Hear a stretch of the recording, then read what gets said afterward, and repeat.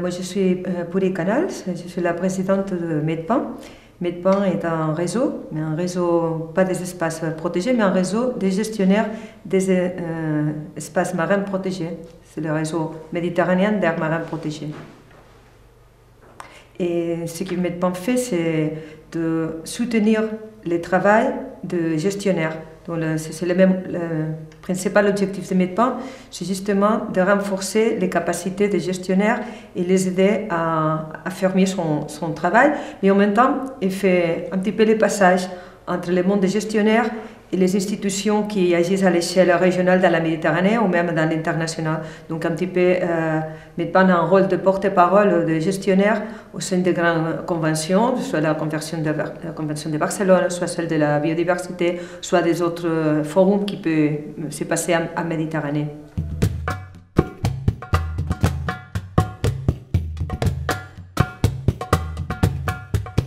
Bon, en fait, quand on voit la réalité des aires marins protégées en Méditerranée, on se rend compte que même qu'il y a des choses très positives, qu'il y a des gens excellents et des sites merveilleux qui sont sous protection, il reste encore une grande majorité de la Méditerranée qui n'a aucune sorte de conservation, des mécanismes qui assurent la pérennité et la conservation de ces ressources naturelles, notamment de la biodiversité marine.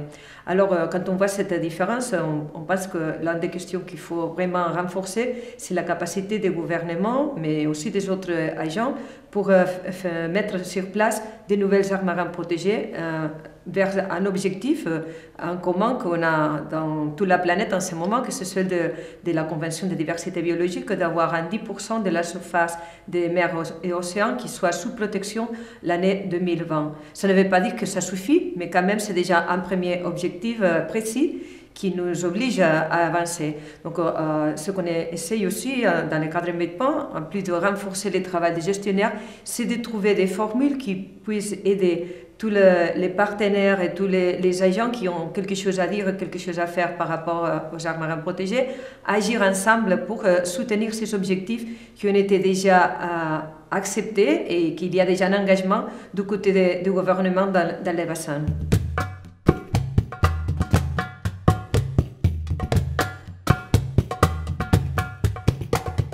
Bon, par rapport à la gestion, je pense que la première chose, c'est de voir si tous les aires marines protégées ont ou n'ont pas des plans de gestion. Là, ça, c'est un outil basique et on se rend compte qu'il y en a pas mal qui n'ont pas un plan de gestion. Mais ce n'est pas seulement les plans de gestion, parce que souvent on trouve aussi qu'il y a les documents, mais après, il n'y a pas assez de moyens. Quand je parle assez de moyens, je me réfère aussi au côté staff et au côté ressources, c'est pas techniques, matériaux en général, pour bien faire son travail sur place. Donc là, on a déjà un problème. Si on concrétise encore un petit peu plus sur les côtés de l'estaff, on se rend compte aussi que ce n'est pas tout le monde qui est bien préparé. Il n'y a pas un niveau de formation suffisant dans tous les cas. Alors là, c'est l'un des objectifs aussi de Medpan, c'est de renforcer ses capacités de gestionnaire pour mieux agir quand il travaille sur terrain. Dans le côté gouvernance, c'est encore un petit peu plus difficile parce que ça rentre dans le cadre de régulation dans chacun des pays. Alors il y a une diversité énorme. Même que dans les titres de différents aires marines protégées, on trouve aussi une très grande diversité. Ce qui s'est appelé réserve marine dans un pays n'a rien à voir à ce qu'il appelle aussi réserve marine dans un autre pays. Il y a des parcs nationaux, il y a des parcs naturels, il y a plus de 20 catégories différentes.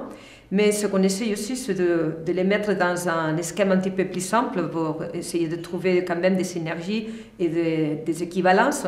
Et on utilise là, pour l'instant, les catégories qui ont été établies dans le cadre de l'UICN, de l'Union internationale pour la conservation de la nature. Ça nous aide un petit peu mieux à voir quel est le niveau de conservation par rapport les statuts de déclaration d'un aire marin protégée peut être mis en place. Donc ça permet de voir différents objectifs de gestion. Mais après, la gouvernance, c'est aussi un élément qui rentre dans ce niveau de catégorie parce que ce n'est pas la même gouvernance quand il y a un parc national que quand il y a une réserve intégrale, une autre réserve qui permet de faire des activités d'exploitation des ressources naturelles. Et en même temps, il y a l'efficacité de cette gouvernance, la transparence. Il y a plein d'éléments qu'on peut dire dans l'échelle des indicateurs de la qualité qu'il faudrait aussi regarder. Donc c'est vraiment, vous pouvez voir, c'est un sujet très, très, très complexe. Mais quand même, on arrive à identifier les éléments clés et essayer de trouver quelles sont les tendances qu'on a en ce moment pour mieux cibler après les objectifs d'activité des MEDPAN.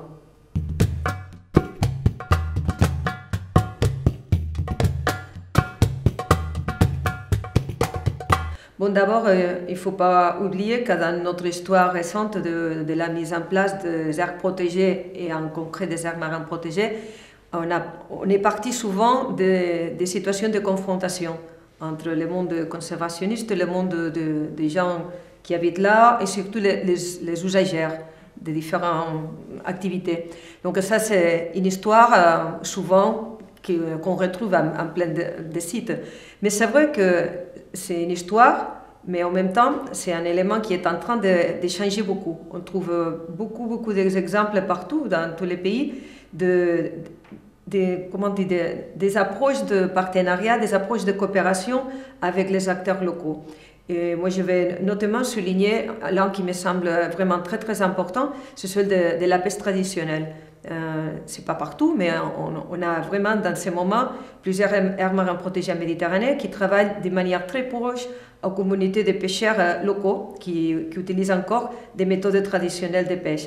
Et là, je pense que c'est très très important parce que d'abord, il faut respecter qu'il y a une tradition d'usage d'un certain nombre de ressources marines qu'on veut protéger et cette protection a différents niveaux de bénéfices. Un bénéfice pour la nature, un bénéfice pour la société en général, mais aussi un bénéfice pour ceux qui utilisent ces ressources comme moyen de vie. Alors, trouver des alliés dans le monde des pêcheurs, moi je trouve que c'est fondamental, surtout quand on parle des pêcheurs qui habitent là, à côté de la réserve, parce que le monde de la pêche est tellement divers qu'on ne peut pas parler seulement de la pêche, parce que dans la pêche, il y a aussi des grandes compagnies internationales qui ne sont pas tout à fait durables, mais par contre, de s'engager, de travailler avec la population locale qui utilise en ressources avec les mêmes méthodes qu'on a utilisées depuis des millénaires.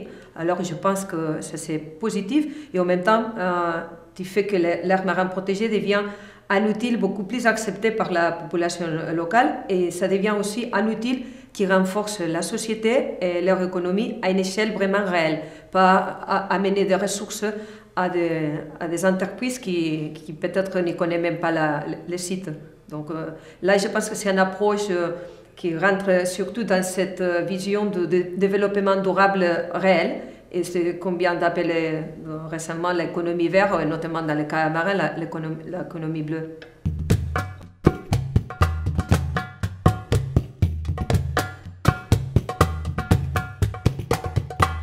Bon, justement, la question du financement, c'est toujours un élément clé. Et je pense que dans ce moment, ce qu'il faut, c'est voir exactement quelles sont les disponibilités des ressources qu'il y a, mais pas seulement les ressources traditionnelles, parce que souvent nous sommes allés chercher les ressources dans les administrations publiques notamment. Et c'est vrai qu'il y a une responsabilité du côté du gouvernement, mais pourtant des administrations publiques et tous les systèmes administratifs, mais il y a aussi une co-responsabilité de la société en général. Alors c'est dans cet autre côté, ce n'est pas le côté administration publique, où je pense qu'il faut développer des autres mécanismes pour aller trouver des ressources. Et là, je pense aussi au secteur privé, mais aussi à des bailleurs de fonds qui ne sont pas publics, qui peut être dans fondations spécialisées pour la conservation de la nature, mais aussi le monde des entreprises. Je pense qu'il y a un changement d'approche, un changement d'intérêt envers le monde de la conservation, et là, il faut profiter. Mais surtout, je pense qu'il faut travailler dans une autre approche, que ce n'est pas seulement d'aller trouver de l'argent pour gérer, pour faire des actions pour la conservation. Il faut essayer de trouver des modèles qui nous permettent de montrer que l'aire protégée, c'est un élément de dynamisation de l'économie à l'échelle locale.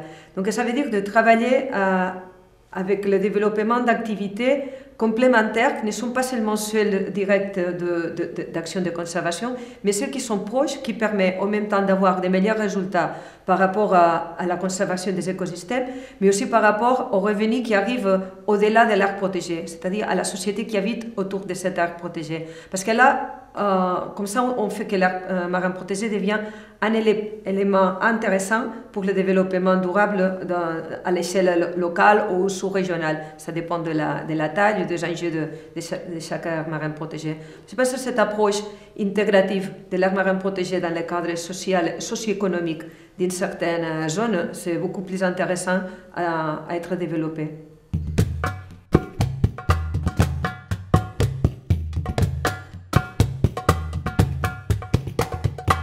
Bon, je suis absolument contente du résultat de ce forum.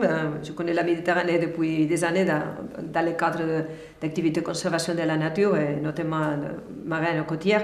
Je pense que c'est la première fois qu'on a eu un forum dans lequel on a pu montrer différents points de vue par rapport aux aires marines protégées, et pas seulement les gens qui travaillent sur les aires marines protégées du point de vue gestion, mais aussi des autres acteurs qui ont beaucoup de choses à dire, qui ont beaucoup de choses à faire pour les aires marines protégées. Ils ont été présents ici et ils se sont exprimés, ils ont participé. Et ça nous permet en ce moment d'avoir un regard un petit peu plus large que ce qu'on avait d'abord. C'est-à-dire d'essayer de trouver les liens qui peuvent s'établir par rapport aux instruments de gestion avec des autres activités qui se passent autour des aires marines protégées. Et tout cela dans un cadre très précis, parce que je pense que c'est intéressant aussi de souligner que les forums, ce n'était pas seulement d'appeler les gens à venir en Thalia pour discuter des aires marines protégées de manière générale, non plus des enjeux techniques de gestion, mais plutôt de voir quel est le cadre actuel qu'il y a par rapport à l'échelle au niveau institutionnel en Méditerranée, et quelle est la réalité de ce qui se passe sur le terrain. Les forums essayent un petit peu de faire ces liens. Alors, on voit que la Méditerranée est sous une certaine liste de décisions politiques qui l'engagent à agir et arriver à un certain niveau d'action faite notamment dans la ligne de l'année 2020. Et on est loin de ça. Je parle de la Convention de Barcelone, notamment, la Convention de diversité biologique, mais aussi, pour certains pays, toutes les directives communautaires de l'Union européenne.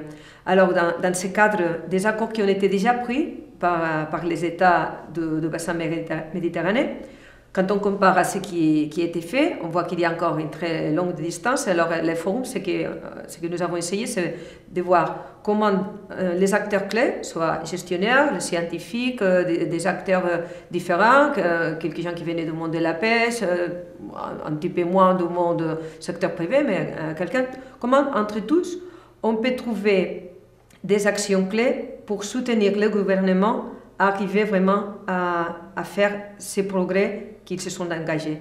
C'est pour cela que le résultat principal du forum, c'est une feuille de route.